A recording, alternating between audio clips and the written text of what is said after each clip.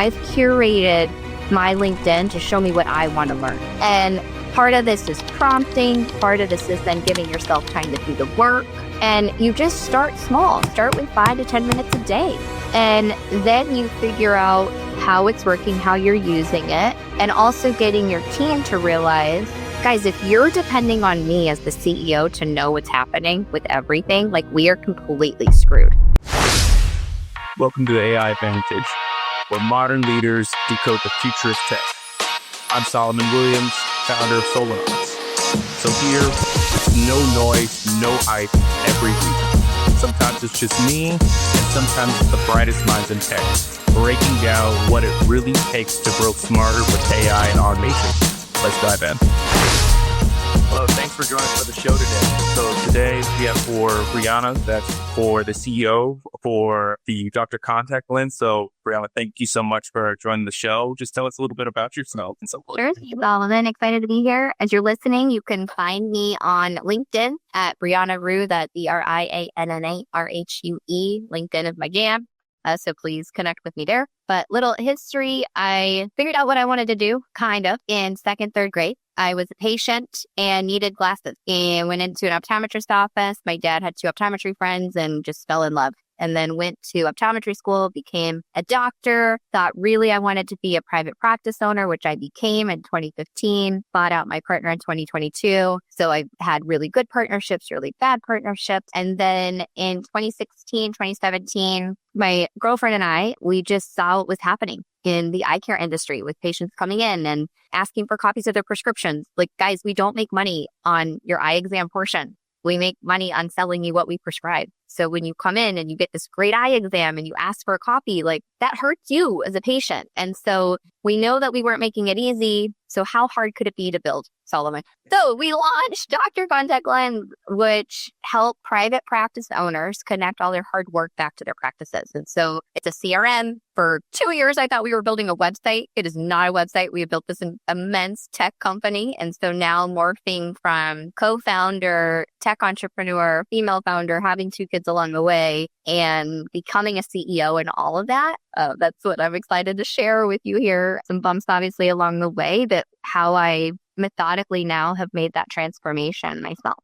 This is great. So from this side, from you started from, like you said, it from you and your girlfriend started, what was, starting from the software company? And so what were your challenges that you saw from the lead generation? How did you first get out there? Tell us a little bit about like those first customers, you seeing the challenges and going forward. Love to hear it. Yeah, so that we had no idea. Like, we weren't marketers, we were doctors. Like, we had private practices and we were in all these forums, all these fake Facebook groups where people were like, I just wish I had a system that did X, Y, Z. And so we really did build it for our own practices. And then we like to say we stupidly decided to share it with our industry. And because now that's where you had to become a real company. And we got really lucky. And so I'm a big reader. So you're going to hear me kind of quote books throughout this. So I will tell you one thing. If you are not reading as in your C-suite position, you're doing yourself a huge disservice and those around you. And 10 pages a day, make a commitment, make those silent commitments to yourself. That's really where you get this over the edge. There's no magic bullet. You're not going to hear me talk about a magic bullet. It's showing up day in and day out for yourself first. You're not doing this for other people. Realize that. You're doing it for you. Your family didn't ask you to be away all these times on these trade shows. So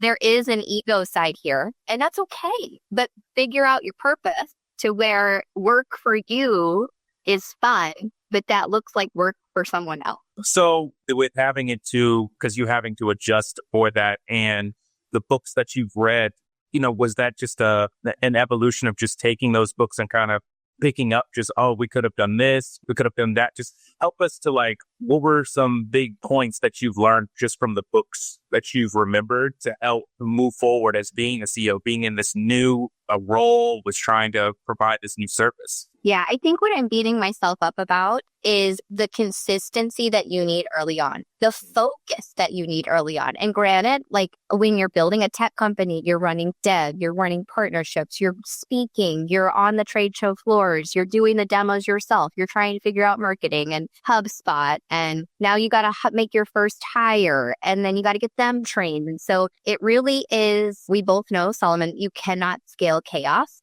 And so when you're going from 0 to 1, like Peter Thiel's book, 0 to 1, was one of the really first books I read on in this journey about tech, because I wasn't a tech founder, guys. Like, I built a tech company. I will tell you, I've never written a single line of code. I can tell you where the code is and I can look at it together with them and be like, this is the piece of this part that we need because this is what tells us what we need. I'm not doing any of it. I've become the face of the company and living in that area that lights me up. And so one of my biggest parts of this, and the book hadn't even been written when I was like, God, why wasn't this out there? But I'm a big Dan Martell fan. And his book, Buy Back Your Time, was my really life-changing read. I was drowning in emails. Like, this is before Superhuman or all these things, all these tools could help you like parse through your email. So I do see email becoming a thing of the past, which is great. Thank God. Like, we're all just, this is someone else's to-do list and I couldn't manage it. But it was all these things slipping through the cracks because I wasn't focused enough. I was chasing the next thing to get the next deal without really figuring out why I got the first deal. Does that make sense? Makes perfect sense. So then you just create this flywheel. So like another one is Jim Collins' flywheel, right? Create this flywheel like in patient care. You make an appointment. I make it easy for you to see me. I get you in. I do a good job. I listen to you. I prescribe you something to take care of the problem that you came to see me. And you buy it. Yep. Like, that's scalable in its own right. Mm-hmm. But when you do that process over and over and over, you get bored. So as a CEO, you can probably go down this path. You get bored. Right. But remember, oh my God, I can just quote so many books. The book is, oh my God, it's right here. Building a Story Brand 2.0. Yes. So in marketing, you asked me a marketing question. He said, look, we all have this thing in our head that someone has to hear something 8 times before they remember. That's a bullshit stat, because in order to hear something as a human 8 times, especially in all the noise, oh yeah, they have to see it 80 times. So you're going to get bored with your marketing and not think that it's working, but you didn't put the work behind it. So meaning, person saw it, then they didn't see it, didn't see it, didn't see it, didn't see it. They saw it, they didn't see it, they didn't see it, they didn't see it. They saw it, they didn't see it, they didn't see it. So like, see how you get to 80? So you gave up on the 8. Mm-hmm. So that's where really cool things, these LLMs are coming in, like Instantly.ai and the warm email lists. And you don't have to do all this grunt work anymore to grow. How HubSpot is integrating, how Salesforce is integrating. It's making your data, like what Dr. Contact Lens does is now that I'm like, I love having these conversations because it's where ideas stem from. But if you think about it, like an electronic medical record system, okay, that I have to integrate with Dr. Contact Lens, I wanted to know who was overdue to come and see me for their eye health exam, who never ordered from me, and who was due to reorder. So just knowing one of the stats, like an industry standard that we look at is capture rate. So how many people do I see as a patient buy from me? And we have been put to sleep saying that a 70% capture rate is good. But Solomon, that means 1 in 3 patients are walking out. But I never asked the hard question of why. I just got defensive. So that's where our product came in. And we were able to say, okay, Solomon, here's your capture rate at 70%. What am I going to do? Another staff training, another team training with my team to get them to sell 1 more year supply to a patient and move the data point 70 to 70.02%. Like, that's just mind numbing. That's like, oh my God, just make me throw up, right? Where data is now, let's think of your HubSpot, and even in my like HubSpot or Salesforce, whatever CRM you're using, think of all the data points that you have in there that you can monetize. It is exactly what you need to do as a founder, but it's easier to live in the, oh, let me just go check my email instead of making the 5 phone calls that I need to do this day. Right. And I love how you brought that up, because now that we kind of gone it with everything else that you've explained, like with the whole thing now is automation and so forth, and everything is AI is now going on as very big a buzzword. It's how do I implement it and so forth. So to your point, as the CEO of implementing these things, especially from someone that's coming in, that's learning from the tech side. And so what are you seeing on the industry trends now? And how are you going through all that? Like, what are you preparing for, seeing for the rest of 2025 or 2026? Because you're hearing all of this. And as someone that's coming in from a, small to medium business that's, I want to implement this, I don't want to get, stay behind. What do you tell us a little bit about that? I'm an 80s baby. So Flintstones, Jetsons, like that was my jam. Like I do, like more days than not, I feel like a Flintstone living in a Jetsons world is like the best way that I can like wrap my head around what's happening. But it doesn't mean you just don't keep taking little steps. So right now what I'm seeing, Guys, AI is just a buzzword. It's programming. So what I've seen over like the last 3 to 4 weeks, like my LinkedIn, I'm not there doom scrolling. I'm there learning. I've curated my LinkedIn to show me what I want to learn. And part of this is prompting. Part of this is then giving yourself time to do the work. And you just start small. Start with 5 to 10 minutes a day. And then you figure out how it's working, how you're using it, and also getting your team to realize, guys, if you're depending on me as the CEO to know what's happening with everything, like we are completely screwed. So it's the culture of continuously learning that I look for in my amazing team members. Because people are like, how do you do all this, Brianna? How are you a mom, a wife, you running 2 businesses? And my answer is I don't do it all. I can't. Right. But I pour into my people with learning and that curiosity. And that's, I think, what really has set me up is books. Like, I can't tell you guys enough. Like, there's a quote and it says, all leaders are readers, but not all leaders are readers. And someone that will live 1,000 lives in their lifetime. One that doesn't read will live one. Let that sit in. So in 250 pages, if you bring away 1 or 2 little tidbits, that's a learning that person learned the hard way that you don't have to go through. And in the informational age, that's why it's sped up so fast. That's what makes this fun.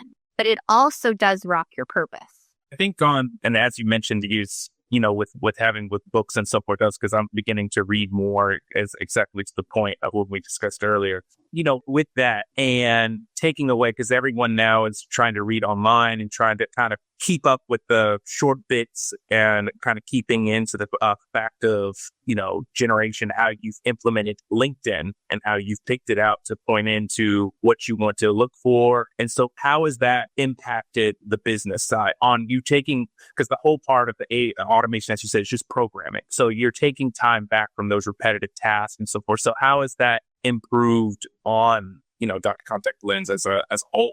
Yeah, part of that is just realizing in healthcare, especially, and I've really learned this the hard way. So if you're building a SaaS company in healthcare, so 75% of AI companies are actually coming into the healthcare arena. So Solomon, that doesn't tell you what I'm doing as a doctor, as a physician, that somebody takes care of patients, that it's inefficient.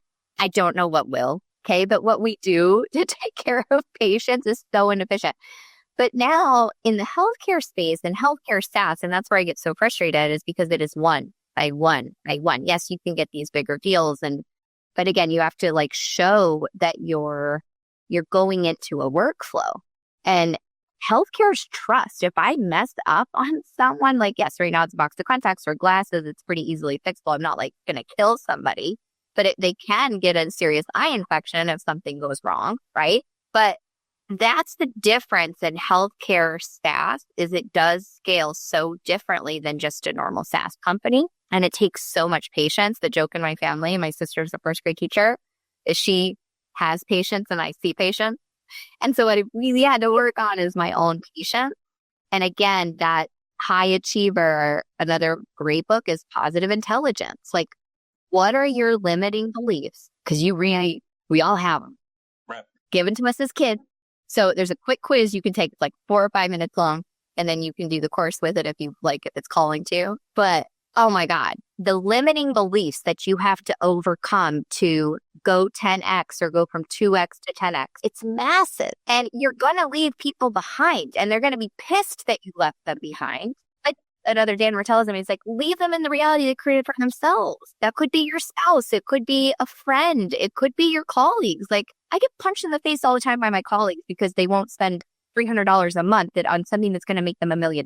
Like, I just can't hear stupidity. I just can't. And so you have to you got really tough skin. You got to go on to the next. And now it's fun because I'm like, bring it on. Like, I was a cheerleader. Oh, yeah. As you could probably tell, in college and stuff. But the competitive thing, it's so fun. But like, I found what lights me up. And I asked those hard questions to find the niche. And yeah, I did get lucky that I said yes to this opportunity with Jen Baldwin. I was 9 months pregnant, Solomon, when Dr. Contact Lens was born. Oh. So not only did I bring a baby into this world, but I also brought a company into this world at the same time. That's insane. So like, I think part of it is being ready for the right yes. And it's never going to be the right time. You're never going to have enough money. You're never going to have enough time. You're never going to have the right resources.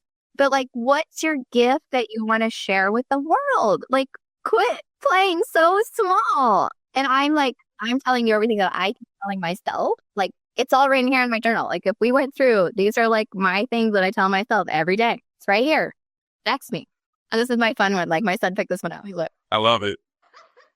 This is I journal. I write a lot. Again, you got to have fun with this, man. Like, we're all not going to get out alive. The same shit. So how are you using your time? Right.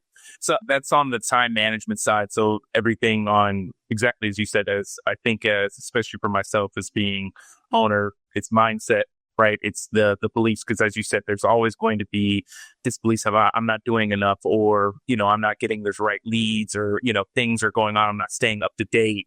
Or, as you said, marketing, because it's continuing. Am I doing enough ads? Am I putting enough spend into the ads? And, am I doing a proper workflow within so all of these spots of you come in. But Solomon, when was the last time you actually picked up the phone and called 5 customers to try to get a demo? Right. Exactly. So that's the part. And then that's you to utilize automation now with AI. Now you can utilize, there's tons now where you can utilize now with phone conversation of having that have it sound like someone, have it clone your voice. And there's so many more creative ways now that you can. Yeah, they're going to sell better than me. I was at a conference and it was an AI kind of thing. And one of the speakers played the Tesla conversation. I don't know if you've seen this. You can go to YouTube and find it. And it was, someone was searching on the Tesla website, and I don't care what your political affiliation is at this point. Like, let's just listen for just a second.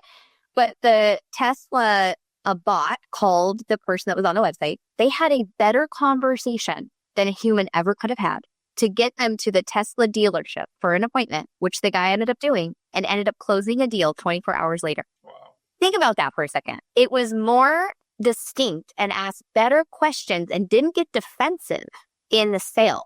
So I think it's that belief of like, when you hold on to something so tight, like I need this customer so bad because I got to make payroll tomorrow. Like I live that, guys. I do too. But it's that lean back mentality as a founder, because you have that deep belief that what you're building is so cool. Mm-hmm. And a lot of people aren't going to see it. And that's okay. Eventually they will see it, because my product started at $49 a month. Now it's at $349. So can you imagine, like, 5 years ago when I called all my friends, I was like, guys, it's only $49 a month. And now they're like, do I get the Brianna Rhue discount? And I was like, no, your price is now $5.99 because you've wasted my time for 5 years. Again, you're getting feisty, Brianna, today. I love to hear the authenticity. It's just on the leadership side and kind of seeing it on the, because, people don't really, you only see, as you said, the highlights and so forth. It's hard. It's hard.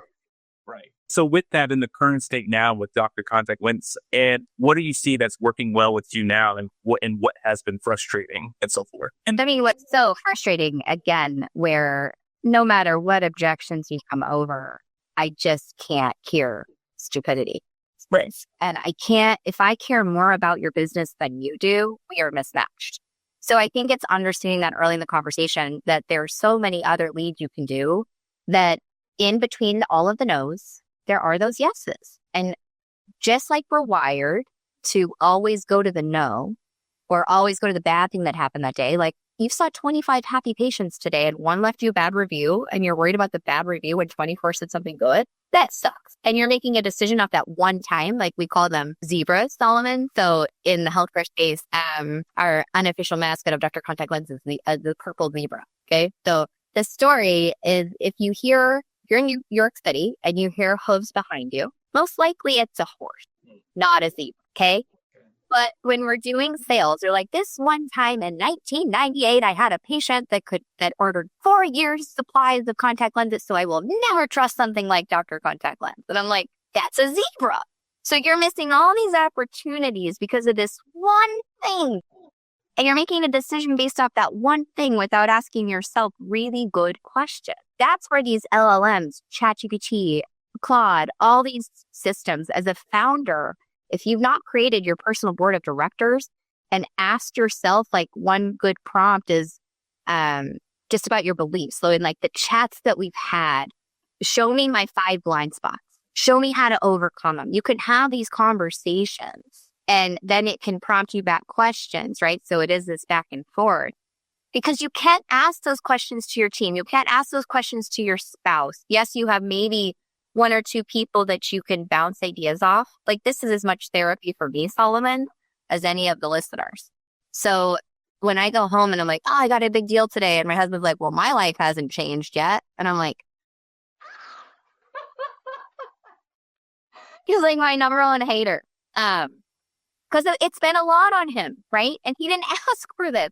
But what he did ask for is and I've had to realize that I didn't like the reality I was in. I didn't, seeing patients day in and day out, it wasn't going to be me. There was something bigger. So it was the calling to do this. And I've had a lot of bumps. I've had my product stolen from me. I've had a cartoon character that looks like me made out of me. And I was told business is business, Brianna. Female tech founder. Like, I swear to God, if I had something in between my legs, I'd be in a very different arena than I am now. So you still have to overcome that as a tech female founder. But again, those are the doors I get to break down. See how I use the word get?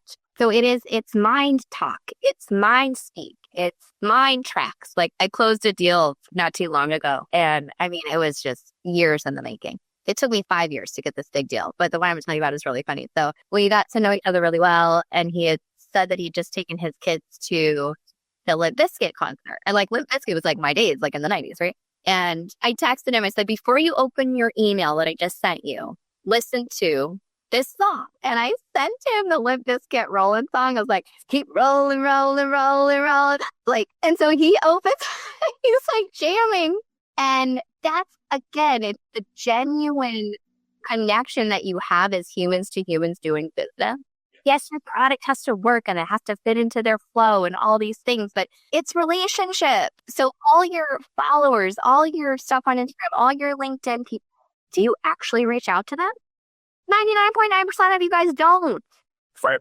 And I think on the side of having it, as you said, you need to continuously, everything what it is nowadays is all about value, making someone feel human. You mean able to connect with them, be able to consistently talk with them on that side. So, and as you point on that you successfully got that lead that you've been working for 5. So on that point, because it's interesting. So because other leaders have said the same, would you say that your biggest thing, your metric for the next 6 months to 12 is always lead generation, or is it something else on the side for your product for Dr. Contact Lens? I mean, right now what we're going really heavy into partners. Because you can't do this by yourself and you can't scale one by one. It gets more and more painful. It doesn't get easier. And so it's about right now, just in building, I did not realize all the stuff we had to build. I mean, it was EMR systems. It's our own dashboard. It's credit card processing. It's insurance verification. It's rebates. It's distributors. It's the process to onboard a practice. It's coaching. I know. I mean, like, this is a massive entity. And I built like 1% of what a practice has to do. So what it really is it's that getting a customer on, getting the KPI you need to look at is from sale to success. And the faster you can do that, the faster you can scale. And just again, remember, you cannot scale chaos. But that's where over the last year, Dr. Contact Lens has grown up. So through the life course of your business, it starts off as that baby and you nurture it. And it's just you that is about like can do it. And maybe you have one or two people that are help you. I'm fortunate to have a founder, a co-founder. And then it grows up and you get your first employee and then your next employee. And you keep chasing that. Like, if I only had this product that did this or this, if we only shipped this, I could get 50 more demos or 50 more leads, and they just don't come. Right. And then you build this next thing. So now that we have it all built is now where we can focus on making all that chaos into that flywheel. And that's a really hard thing. You have to slow down. Like, we put a hiring freeze on, like, we're not hiring anybody else until we are at a certain level. Right. Knowing that's okay to take a breather and get it all wrapped up together. So give yourself these pauses. It doesn't always have to be like, there's the book Traction, which is like, what are your rocks? Every 30 days, every 90 days. Are you on track, Solomon? Child, like, We've actually changed it into the little frog game. Uh-huh. So this is, I have these little frogs right here. A funny story. Again, like it's how you keep getting back up. Right. And when you lose faith is get the F out, because that you have to find your tribe. You have to find people like this. You have to continually put yourself out there if that's what you enjoy doing. So it always comes back to my babies and like some of the life lessons here. So I was 4 weeks postpartum with my second. He's now 3. And Dr. Contact Lens was on fire. Like we had hired these 3 salespeople that promised the world. They put us into a $400,000 hole. My issue has always been not making people decisions fast enough, where I will just give and give and give and hope that it comes back. And it guys, it just never does. Like, just realize you also have to put your own oxygen mask on first. So I've gotten much better at that. And again, that comes to metrics. What metric are you watching? Make sure that it moves. And if it doesn't, you got to make some hard decisions. Right. Because number one rule is don't run out of cash. So I needed a COO to come in. was running the practice. I just had another baby. We went through IVF. It was like 2 full cycles of IVF. So that was like its own story. Then I had an advanced maternal age pregnancy. So it was a little bit early. He was born at a little under 35 weeks, but he's happy, healthy. Wouldn't ever even know it, right? Little fighter. And he's my star. So I was on this call. I was outside, 9:00 at night, and on this call with this potential COO. And he goes, Brianna, do you ever walk in the morning and write down the 3 things you need to do that day? And I was like, oh my God, Mama Bear like went off Solomon. Like, I don't burn bridges. Well, I burnt one that night. I have rekindled it. Okay. Just in full transparency, because industries are small. So don't burn bridges. Like, all you have at the end of this is relationships and your integrity and just who you are as a human, right? That's it. And I go, 3 things?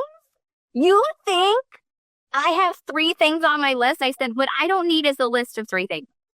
What I need is a freaking wife who's going to come and take all these appointments that I have to do, all the things that I have to do for just to run the household. And my husband, give him credit, like he really picks up his stuff, right? And does where I need him. I really wish I had a chef. That's like where we really struggle. But it's come.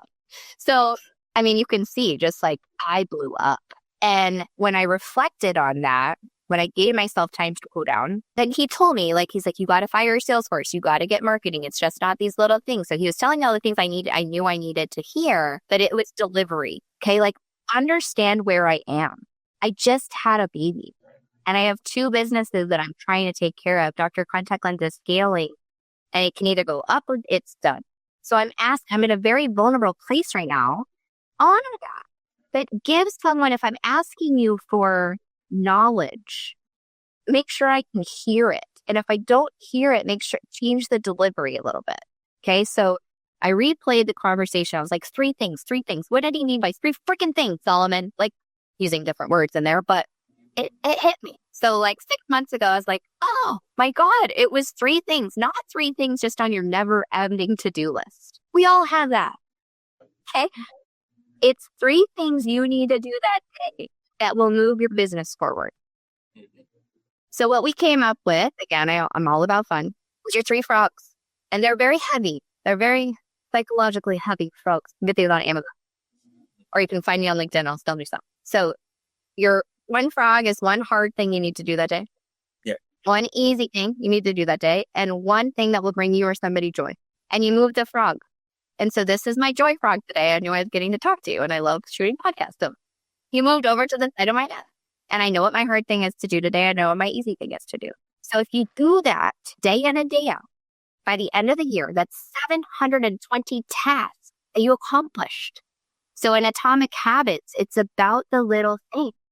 So with that, kind of using your analogy on the part of, the 3 frogs and so forth. So with it being for the next, because you said you're focusing on partnerships and everything else you've accomplished and utilizing those 3 things, what would you like to see for Dr. Contact Lens within the next 6 to 12 months from now? What are those 3 frogs that you want to see? Double. I want to double.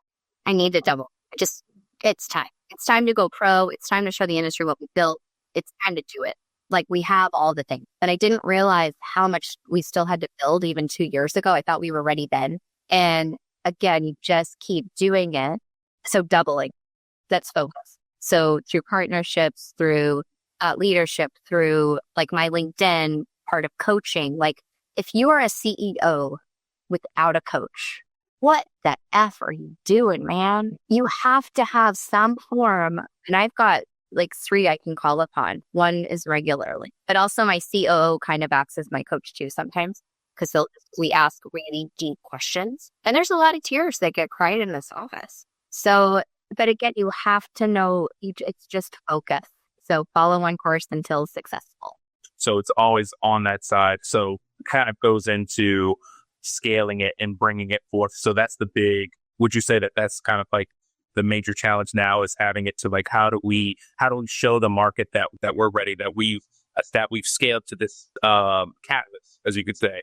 So now we're trying to showcase health. So it's now, seems to me, it's going to the niche of finding the right partners. Is that fair to say? On like, which we have now, it's like accountability. So now we've made this partnership. It's not one-sided. So again, that comes to ethics, like who you're dealing with. I was just on a call right before this, and they're with like 100 locations. And I go, so what's your big goal? Like, you're at 100. To me, that's dying, like a coach. And he's like, yeah, our next thing is over the next 3 years, we want to get to 200. And I was like, well, like, I was like, what? Only 200? Like, to me, that's like, we're not speaking the same language. Because that's with how we can be reached to each other right now through this. Scale the model. And my question to him, I challenged him. I said, why? Why only 200? Well, we want to stay niche and we want to stay this and what? Seriously? So what I said at the bottom of that meeting, I said, have your own meeting, because he's not going to get it. He's not going to scale it. So if you have this community, why aren't we using it? Like, that's our big question. So it's utilizing the community to grow. Right. So on the community side, and I know like on the side, because, you know, we're getting really into what I'm really taking away from this. And I love like listening to you and kind of hearing like your story is really just on utilizing one. The key thing, especially as a founder myself, is into all about relationships with value, you know, benefit for me, benefit for you, benefit for everyone. Right. So when you can on that. So on that side, on the utilizing your community, what have you worked? Is it mostly on your LinkedIn side? So for someone coming in, other founders onto our audience that's looking in specifically on the technology, how are you reaching out to your community? Has it always been through social media? Is it been through now on the side? Tell me a little bit about media. Yeah, great question. Social media is used for new lead. That's not where we nurture the community. The community now is us doing like a monthly webinar where we invite, and that's what I've learned from this book, is you have a customer that's red, yellow, green, or purple. Purple those are your jam. Those are your people that you're going to learn from. Those are the people that you want to pour into, that are like with you. The red people, 1 foot in, 1 foot out. Somebody comes and discounts them for $5, they're going to jump. Like, don't waste your time on the shit. And so when you look at the community now, that's again where we were chaotic. And that was me as a founder, just wearing many, many different hats. And I've had to offboard the stuff that I'm just not good at and that I hate doing. Like, do a time audit. Mine was my email. Now my amazing executive assistant, Sade, is my boss and runs my schedule. Like, I'm not allowed to touch my calendar. And my calendar is focused on partnerships in the community. Does that make sense? No, it makes perfect sense on that. All we're doing it is like individual reach outs, individual emails, me maybe jumping on a call with one of our top accounts, and then just bringing that together, like doing a webinar with the 7 of them. Guys, what are we working on in our business? Like, not just a doctor contact lens side, but like, what problems are we all solving? What instrument are you bringing in? What marketing are you doing for your practice? So becoming more of a think tank. So how many times do you think it's effective to do those webinars, to implement these things and so forth? Is it maybe on a quarter? We're going to try for weekly, just kind of weekly office hours. Or it's just like the YPO model, which is just having individual forums. And because as CEOs, I'm again part of 2 of these groups. Like, one is individual coaching. The other one is, guys, it's lonely up here, but it doesn't have to be. So I think one takeaway here is you have to learn to ask for help. And you have to offload that stuff that's stuck in your chest and your heart and your throat. I'm a big yogi too. So it's like when you're talking and something comes up, where do you feel it? Where can you release it? So work, family, business, we talk about all that, and you do your update and you realize just if you look back, you can connect all the dots. That's the big, deep thing, looking forward, you can. Yeah. But it is about the little pieces of momentum. So if I look back and somebody like, would you do this again, knowing all that you know? I said, hell yes, I would. It's been really, really hard. I knew it was going to be hard, Solomon, but I didn't know it was going to be this hard. But it has been, I've gotten a whole nother education. Yeah. I've become, again, you can change your beliefs. Your beliefs have to change. Your beliefs have to evolve, not your core values. Your core values. There's another great book. It's called Business Outside. There's one part in the book. It's 50 words. And this is where my marriage, there was a lot on our marriage. We have 2 little kids. We both have demanding jobs. I'm traveling a lot. Like there's a lot. And he's my husband. I love him to death, but he's such a scientist and I'm such an ops person. Where that's where we met. We met in a hospital. Really? Well, actually, I popped out of his cake. I got to pay for med school somehow. But no, I'm just kidding. No, I didn't. But we did meet at his birthday dinner. And I never could thrive in that environment. That's why I love private practice. I can control it. I can make it better. I can make it more efficient. Like even just walking through the airport where it's like the bins and you see a person like push the bins back and forth. And I'm like, oh my God, this is like, we pay millions of dollars to people to push bins. Like, why is this not automated? Like, so do you see like where my brain is? I do. So he'll come home and remember everybody in a conversation. This is marriage, relationships, friends, whatever. Okay. You go into a conversation wanting to be hugged, helped, or heard are the free. So you need to know what kind of conversation you're having. So he'll come home bitching about work. Okay. And I go into like fixed mode. Well, you're the CEO of your clinic. You ought to get on these people and make sure that the tests are running efficiently so that you can get out on time and you can get home at 5 o'clock so you can see all 25 of your patients. Yeah. I'm similar. Yeah. And he's like, no, that's not what I'm saying. Because I know he's not going to change it. So why do I keep having the same conversation? I know he's not going to change it. I'm just like making myself insane. And so with the book, the 50 words really helped our marriage and really helped because that's, again, you have to grow together. You're still allowed to grow individually. Like this 2 people becomes 1. Bullshit. Now we're going into marriage counseling here. Guys, you're still you. You're still you. And there's going to be people that want to grow and want to learn in their own ways. And so when you start to honor and respect that, so I had him do, because I read and he's like, not, and I'll tell him like a quote from a book. He's like, yeah, that's fine. He's like not into it. He's like, Mr. Research, let's plan trips. Like, I hate that stuff. So it's off. Just tell me where to go. Tell me what to pack. I'll be there. I don't even know where we're staying or where we're maybe going. And so the 50 words, like mine are, 50 becomes 10 becomes 3. And 3 becomes your core values. It's a great team thing to do. Okay. And make sure everybody that's on your team shares their words before you share yours because they will change. So mine are personal freedom. As you can tell, entrepreneur, let me work 100 hours a week for myself. This 40 for somebody else. Mine are risk. Like, let me jump off a cliff. Let me like just go like risky stuff. Okay. It's fun. Like you can see that. Throw it as high as you can. I was a cheerleader, right? Yeah. And my other one is joy, like real joy, were my 3 words. His were happiness in like a different form. Adventure, like let me take a walk, let me take a hike, but not be too close to the edge. Yep. Get it? Yep. And the other one was security. And when I started to realize that him having that allowed me to be this was when we really started to jive. Right.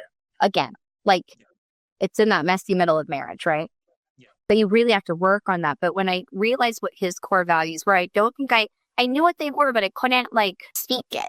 So knowing what your core values are personally, again, when it comes to team building and hiring the right people, it is that. So listen to your gut. Like you really, as a founder, have to get good at that. But you also have to realize you have to make a decision. Decisiveness. And that's what's going to separate you from the rest. And I know where going on. This has been so great. So on this side. And to your point, just with marriage, how it's so interesting how that plays into a part, not just on the relationship, but with team and, it feeds into so many different aspects of like, it's just human beings or just utilize on that relationships at the end of the day. So, which you pointed to the fact of what the Steve Jobs says is connecting back. And I always love that on what you said, because when you start off as an entrepreneur, myself, I didn't even think I would be one. It just kind of morphed it.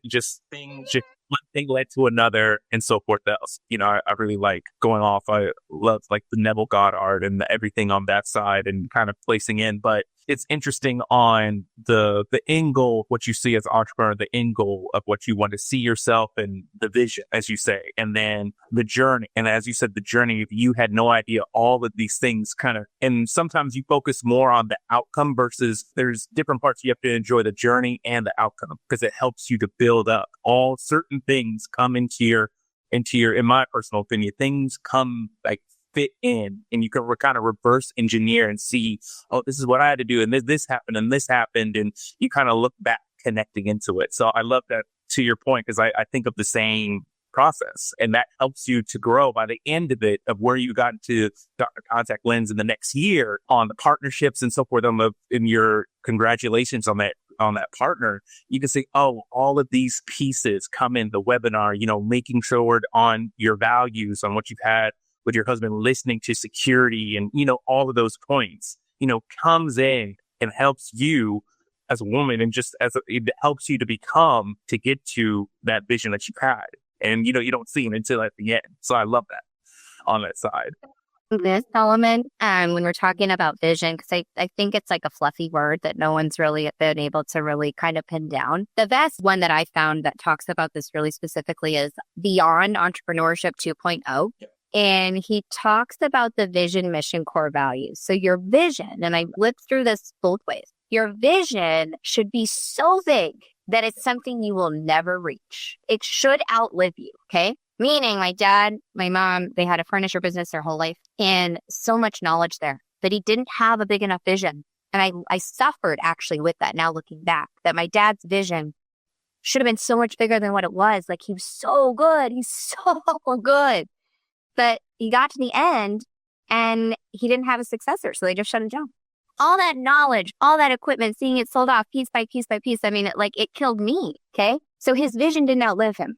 And that knowledge wasn't passed down. So in my practice, where I joined a private practitioner, his vision has outlived him. It's living into its second generation, the practice, the family practice. That's so cool. Like he literally, our joke is the patients when they're like, Dr. Ramizo isn't here anymore. Like it was, it's hard because they've been seeing him for 35 years, 40 years, some of them. And I'm like, no, at the end, like he just transferred all of his brain into mine. Like it's fine. We just make a joke about it because it's all in charting and his charts are amazing. You see what I'm saying with vision? So big, so big. So the problem that you may have is you're just not dreaming big enough because you're scared what's on the other side. So you really do have to practice that. Then you have your missions, which are the little mountains you're climbing. So like this partnership was one of our missions. And remember, when you're climbing to the top of the mountain, you can't stay up there too long because maybe you'll run out of oxygen. Maybe it's too cold. You're going to get hit by a storm, whatever. You still have to come down, right? So your missions are these little mountains you're climbing. Those are the journeys that you're honoring, that you're respecting, that you're living, that allows you to live in the moment, right? We always talk about that, which is such a bullshit term, but like nobody's doing it, especially with the on to the next syndrome that we all are suffering from. And then you have your core values. So your calendar should reflect that. And you're allowed to say no. Like, you're allowed to say no to a conversation. Like you and I, we interviewed people like before the podcast, and that's when we both said yeah. And we can easily say no. So it really comes back to that. No, it is. And we're taking over, but I've been enjoying it so much on the fact of it. Where can people, because I just love the energy left. Like I would love to learn and showcase our audience. Where can they learn more about Dr. Contact Lens, about the webinar? Tell us, where can they find you at? Yeah, find me on LinkedIn, Brianna Rhue. I post every single day, or I wouldn't mind non-negotiable. So you'll see my therapy session there for myself, because what you're putting out there is what you need most of. But if I could ask you, Solomon, a question. Yeah, go ahead. We've been talking about this for an hour. What's your biggest takeaway? I think on and I really liked where you put in the three frogs. and then no assign because it makes sense on it. Like when the CEO would like, what I just only have three things. How can we just break it down? It's just these many just to three. Like I have so as you said, like your mom, your wife, like I have all this going on, and you're putting up a practice and like. So I think on that side, it really spoke, and that's what I'm trying to understand is, okay, you got so many 20, 30 things as a founder and all, like you said, I could have done better with this on optimizing this, optimizing that and so forth. But really, if I scale down, what are the three things on the parts? And I just love how you've taken those, broken it down into just these three. I think that's the key thing, and it reinforces it. And as you said, intuition, because sometimes on the intuition side, you think of it and you're like, oh, okay. But then, as you said, someone says it again and you think back like, that's what I need to focus on, these three. Well, let me break it down. So I think that's, you've kind of... The conversation that keeps on giving. There was some healing that had to do out of that one. But, yeah, right. Wait, I remember oh my God. That's amazing. It's triggering. It's like, what? And here they are, see? Yeah, I love it. I have to grab a piece. I have to go back and grab these pieces and have it on my... We'll send you some frog. I'll send you some frog. I'll just put three right here. Always remember. And I'll put you, and it's a game that everybody plays. So I'm like, if you see too that like all of my teams, both of my teams have them, and we actually send in our welcome boxes. We send everybody in the practice. They each have their own three frogs. So it's an accountability game where I walk in, I'm like, what are your three frogs today? And everybody should be able to list them. And if now it's 2:00 and your frogs haven't hopped, so like one girl puts her frogs in frog jail, another, I've had frogs thrown at me. I've like had them taped to like something that I forgot to do and not was their frog that day. So it again, this accountability that you need and responsibilities that you need everybody to be doing. Love it. Brianna, thank you so much for being on the show and so forth. So I'm going to have it to where we can bring you on again and we can discuss, another topic that we're going to be placing with my marketing team on that side is going to be figured out. So going to love to add. Love to be back. Thank you for the hour. All right. Thanks for everyone joining on the show. And we'll talk soon on the next episode. Thank you. Thanks for tuning in to the AI Advantage. If this episode sparked an idea, share it with your network. Subscribe for more no-fluff conversations on how smart tech drives real outcomes. And if you're ready to future-proof your business, let's connect at prolonox.net.